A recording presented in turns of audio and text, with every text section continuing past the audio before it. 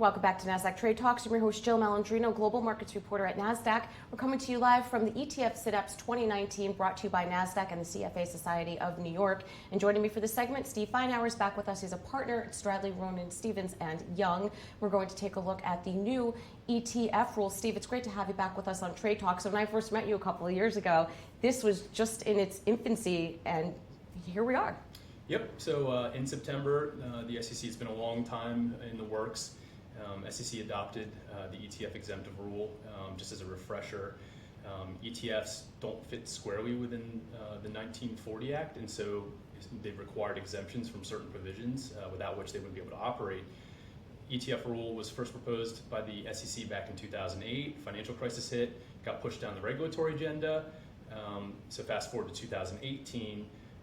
The rule was first proposed mid-year, and then we finally saw the rule adopted in September. So it's a long time coming. It's a big development for the ETF industry. And what are going to be the impacts in the ETF industry and also for investors? Yeah. So the most notable aspect, I guess, would be that this exemptive relief that individual issuers, new entrants in the ETF space, that they were required to obtain, they no longer need to do that. So that hurdle, that aspect of a launch process is now being removed because the new entrants will be able to rely on the rule. One benefit of this rule was that the exemptive relief that the SEC issued evolved over time, so that there were different terms and conditions in the different applications and different issuers, depending upon when they came to market and when they obtained the relief. There was different flexibility, and so the ETF rule was the opportunity for the SEC to establish a consistent regulatory framework and to level the playing field. And this is it specifically plays out with respect to custom baskets. So more recent entrants in the ETF space have less flexibility with respect to basket construction than some of the earlier ETFs.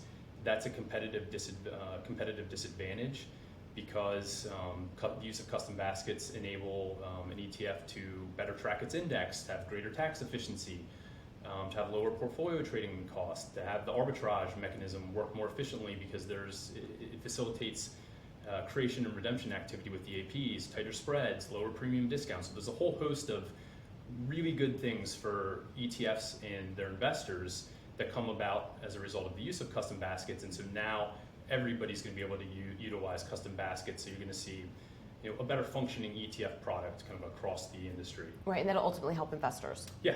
So it's going to enable the ETFs to kind of work better.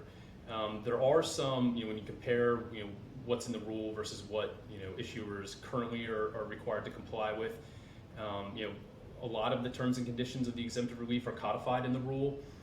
Some of the requirements that they used to be subject to are now removed, and there also are some new requirements. And so the basket construction piece, that's all ETF issuers are going to have to adopt board-approved basket construction policies and procedures. There's also going to be some new website disclosures, specifically median bid-ask spread disclosure is going to be a new requirement, and so there's a lot of work to be done in the lead up to the rule. What is the effective date? Effective date of the rule is December 23rd of this year, so we're coming up on that next month.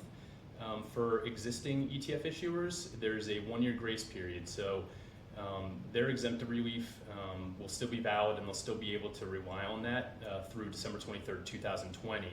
Now, for some of the more recent entrants, vis-a-vis the ability to use the increased flexibility with respect to custom baskets, they may be incentivized to migrate over to the rule, relying on the rule earlier to take advantage of that greater flexibility. All right. So now, a lot of work to be done from a legal perspective over the next year. And that was my question to you. It's so interesting. At Synapse, we get issuers, indexers, academia, and attorneys come on the show. What does that mean for your office? Yeah, so it's going to be a lot of work. I mean, anytime a new rule or regulation comes out, there's a lot of questions around that, and one of the parts of our job is to help our clients navigate those new rules and regulations and translate what they mean towards their business. And so we're going to be super busy, kind of in the ramp up to relying on the rule, and whether that means the development of these custom basket policies, procedures, making sure all the other new requirements and changing requirements are complied with. So it's going to be a busy time working with our clients to make sure everything's sorted out Right. to enable reliance on the rule. All right, and to wrap up here, is there anything else in the regulatory landscape that you're looking forward to?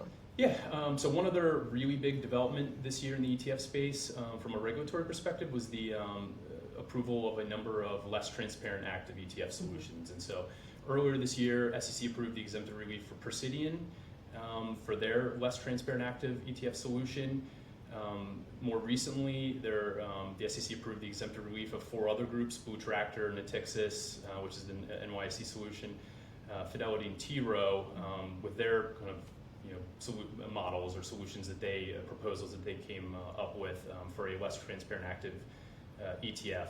So that it's going to be really fascinating to see how that impacts the industry in 2020 as you see some of these products kind of things being sorted out from an operational perspective and the final regulatory hurdles getting over, and you actually see some of these products coming to market and see how they work. All right, well, we'll be keeping you busy for sure. All right. Thank you so much for joining us at Synapse, and thank you for joining me throughout the day on Trade Talks. I'm Jill Malandrino, Global Markets Reporter at Nasdaq.